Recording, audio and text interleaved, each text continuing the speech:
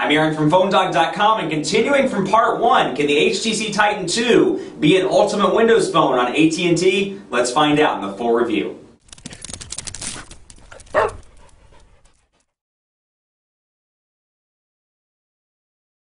In part 2, let's talk a little bit more about personalization and also take a look at the camera and some speed test stuff. But before I jump into that, some love to Best Buy Mobile for hooking us up with phones like the Titan 2 for use in our One Paw Bandit giveaway game, which we give to you on the site. When you go into Best Buy Mobile, you won't deal with rebates, you'll deal with the after rebate price of devices like the HTC Titan 2. You'll walk out the door paying $200, don't have to wait 8 to 10 weeks for any debit cards or messy paperwork at Best Buy Mobile. So into the Titan 2 now, let's go ahead and jump into bandwidth here and take a look at some of the speed test numbers. Yeah, that is okay, because this is running on AT&T's LTE, so it should be super fast.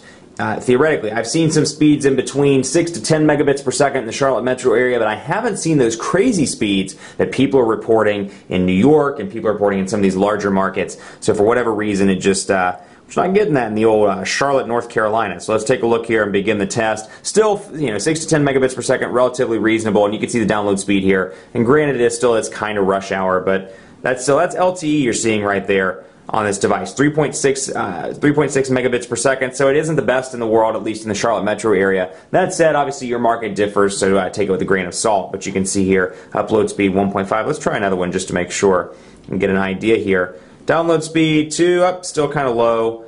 And so you're seeing, typical speeds, unfortunately, in the Charlotte metro area. Like I said, I've seen it as high as 10 megabits per second, depending on where I'm at in the city. And while we're talking about that, let's talk a little bit about call quality. I've been relatively pleased. The earpiece is super loud in this, and I love the way this device is shaped. It's got that signature HTC curve at the bottom, making it perfect for long phone calls, and it has held up pretty well in the reception department. I took it to an AT&T dead spot in South Charlotte and could hold the call. It was choppy to the point where I couldn't hear, but the reception is pretty decent on this device, and it does hang on to a signal pretty well. That said, battery life is just a little bit less than what you'll see from the Lumia 900 and some of these other new Android devices like the HTC One X. I was able to make it about 10 hours with moderate use before the device powered down. So LTE obviously takes its toll on this device, and it does have a little bit of a smaller battery than the Nokia Lumia 900, than the HTC One X, and some of the other high-end devices that are making their way into the marketplace. It has a 1,730 milliamp hour battery. So again, moderate to heavy use, downloading some apps, making phone calls, text messaging, and more. You're going to see most of the day, but you may have to plug it into a charger when you get home from work, or when you're after dinner or something like that, after you get done with your workout, whatever the case may be. So keep that in mind, buy a spare charger, and keep one in the car just for good measure. But you can see there, 4.2 megabits per second on the download, and then on the 4.2 on the upload, 5.71 on the download. So that's a little bit better for LTE. So back to personalization and back to Windows Phone itself. Let's jump into AT&T here so you can see the phone application. It brings you right to your history, and then you can come here and dial, and you got a nice large keypad, sort of an island keypad here, and you've got call and save down at the bottom. So once you call 611, for example, you can see what the interface looks like here. I can end it, I can go back to my keypad, and you can see those nice little transition effects as the keys kind of spin in and spin out. You've got your speaker, you have mute, and of course hold and add call as well. So all pretty self-explanatory there. And then while you're in the AT&T or the phone portion, it's important to note that the signal strength indicator does stay up top there, which is fine. But again, there are plenty of times where I'm in a data use situation where I'm uploading to Facebook or doing something like that. You get the idea, browsing the web. And it just stops, and I'm like, what's going on? And I happen to look and say, oh, it's because I have no bars of service, so it's just barely hanging on to what little reception that I do have. That's the type of case where I'm like, I wish it stayed up on the display all of the time. Then you have your contacts here, which takes you right back into the People Hub, and you'll notice that in the Metro UI scheme here, the fonts kind of hang off the side, and then as you scroll over, you can access more of that. So you can see the E obviously comes into play as I scroll over between the various menus. Let's take a look at the marketplace as well. 70,000 or so apps in Windows Phone Marketplace right now, and you've got them separated by AT&T featured, HTC apps, and of course games, music, and podcasts as well. So it's intended to be a one-stop shop. The music isn't quite up to par as some of the more developed ecosystems, Google Play, and then of course on the top tier, at least in the music department, Apple's iTunes store. So you can go to music and download stuff there. Of course, I have updates waiting here for me, and I can see some popular apps, see some games, music, and more. So let's go to one of my favorite apps, for example, FlightAware. and we'll bring it up so you can see FlightAware's there. You get a nice little image preview. You can see the star rating, you can see a description, and then you can scroll over. So it's kind of separated by screen here as opposed to some of the others. I can see the reviews, the screenshots, and then related, and then go back and I can install it and then allow. Once I go to install, it's going to download it. It's going to shift me out of the marketplace to download it. So again, kind of one of those limitations just like iOS where it's like, why don't you want to keep me in the App Store so I can keep downloading stuff? And then also something you'll notice, I don't have the Lumia handy or else I'd show you on it. Once you get a certain number of apps, it automatically splits the apps into alphabetical order, which they're already in alphabetical order right now.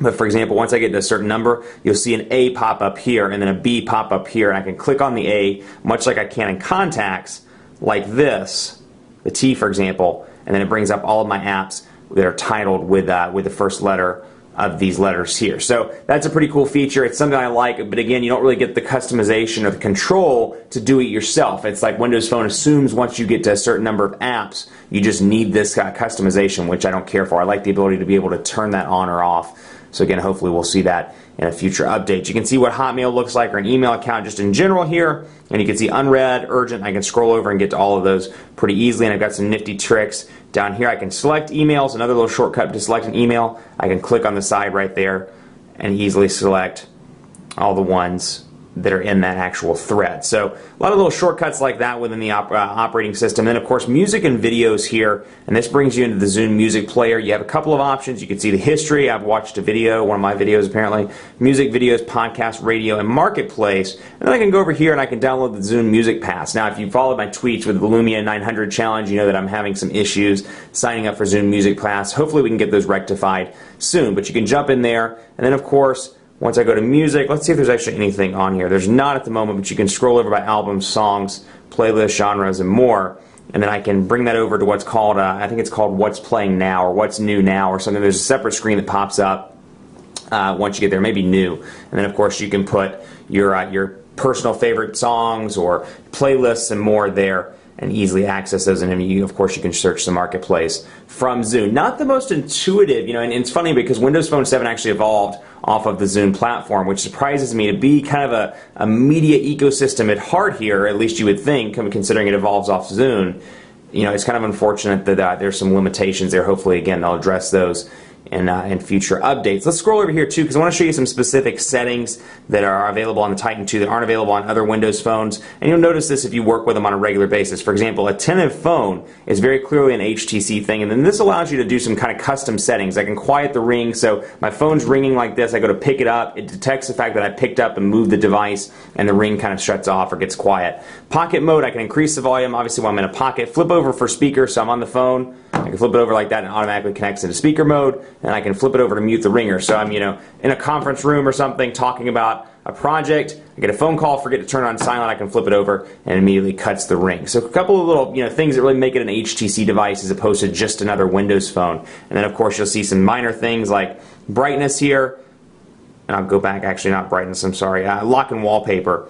This is very much an HTC thing where you get the customization. For example, the Lumia 900 I think only goes up to 10 minutes, whereas HTC allows you to never turn the display off if you don't want to. So that's kind of where you're seeing some manufacturers make their own customizations as opposed to some of the other devices out there where they're just really skinned and really customized, and you can immediately tell who the manufacturer is. Now, let's take a look at the camera. 16 megapixel camera on this bad boy, and this is undeniably the selling point of the HTC Titan 2. It's got the typical Windows Phone look and feel here with the ability to scroll back and forth through your pictures and then easily access the camera app. And then I can go over here and I can shift it over to front-facing camera and see that, and I can shift it over into video mode as well, and I have the option to zoom right here on the display. Now you do get a physical camera button, half press to focus, full press to take a picture, and of course I have my settings here where it shows me I'm in 16 megapixel resolution. I've got face detection and some scene modes and more. So let's just take a picture here as a sample, and I'm going to pop up some more on the screen just so you can see what they look like from outside. But of course we'll focus on Galaxy Note here, and you can see just in a quick test it is a really impressive picture.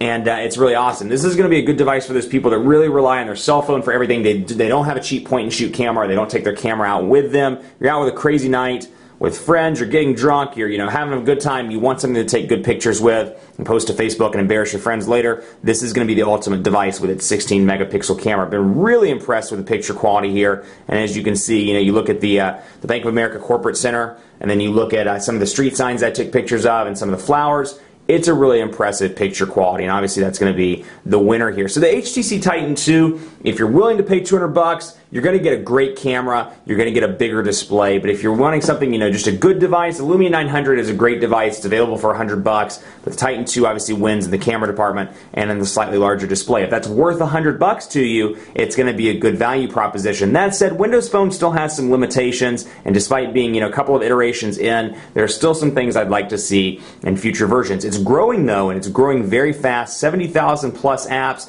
It continues to grow and excel and gain market share, and they're really listening to their consumers. So hopefully in the next 6 months or 12 months, we'll get some of these updates that we've talked about on video. Otherwise, I think this is a worthy device. It's a nice upgrade from the original Titan. It is worth the $199 given the 16 megapixel camera, and it's something you should consider if you're looking for a smartphone along with the iPhone 4S and some of the hot Android devices on AT&T. Much more coverage to come on PhoneDog.com with the Titan 2. We'll have a dogfight between this and the Lumia 900, so stay tuned for that. In the meantime, be sure to like us on Facebook, facebook.com/PhoneDog. Hit us up on Google Plus as well, gplus.to/PhoneDog, and vote in our rankings at PhoneDog.com/rankings. Last but not least, let me know what you think of this device. If you like this one better, you like the Lumia 900, you say forget these Windows phones, Android's where it's at, or iOS is where it's at, let me know on Twitter, PhoneDog_Aaron, and on Facebook at Facebook.com/PhoneDogAB. That's it for me. Are you going to remember the Titan?